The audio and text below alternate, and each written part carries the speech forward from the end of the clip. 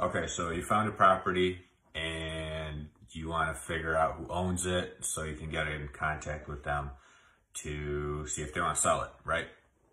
And there's like a million different ways to do this. So I'll just go through how I've done it. It also depends if you have like a huge list of properties or like a few of them. If you have a few of them, then you can just do it yourself. If you have like a huge list, you can like hire a skip tracing service, and that's all they do. And what skip tracing does, it gives you like the property owner's name, address, phone number, email, whatever. Or you can hire a VA. I've kind of done that before. Hasn't really worked out as well. So anyway, let's say you find address, you find a house, it looks crappy.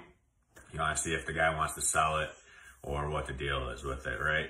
So you have 123 Main Street, all right? And you're like, all right, so let's see who owns this. So there's a bunch of different ways to do it depending on like what county you're in. So like for Oakland, I use BSA Online. And BSA Online, go over here. So you can just go to bsaonline.com and you can pick different cities that you want to be in, right? So just say you're looking for stuff in like Clarkson. So BSA Clarkson, just Google it and it'll pop up. There you just type in the information, like you type in the property address, 123 Main Street, and it pops up, right? And same thing for Macomb. I use like the GIS for Macomb. It does the same thing. I kind of like the GIS more, but you can pretty much see everything. Some cities won't let you see as much as others, but it kind of just depends on what city or county you're looking for info in.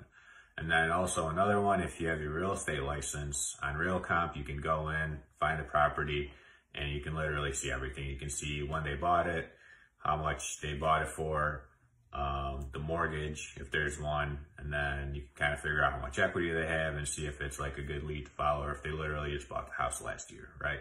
And then maybe it wouldn't be a good lead. But anyway, so that is one way to kind of get addresses to send letters. Another way, let's say you want to call the people, you can go to truepeoplesearch.com and you type in their name and I think the city. And it usually pops up with like an address, and you can check that address to like what you found in like the BSA or the GIS. And then kind of make sure to see if your data is correct. And then you usually get a few numbers. And that stuff's usually decently accurate. I mean, try it out. Like go take your info, right? So like T.O. Bogdan, and then type in whatever city you live in truepeoplesearch.com, and you'll see that you'll get all your addresses. You'll get your phone numbers, your house number. For me, it's like spot on, right? It knows like everywhere, all the places I've lived, of everything, right? So it's usually pretty accurate. So that is a great free way of doing it. If you have any other questions on how to get info like that, I can give you a hand with it. I'll try to put in the comments below the BSA GIS.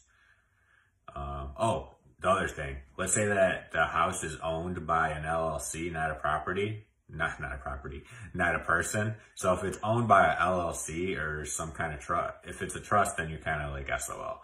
If it's a LLC, you can go to Laura if you're in Michigan, and you can type in the LLC's info, and you figure out who owns or who the resident agent is for that LLC and the mailing address.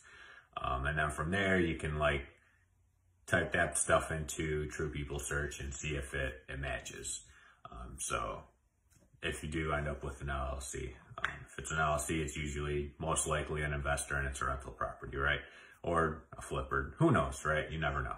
But I think I covered everything. So BSA, GIS, RealComp, TruePeopleSearch.com, and person versus LLC. So let me know if you have any questions. Bye.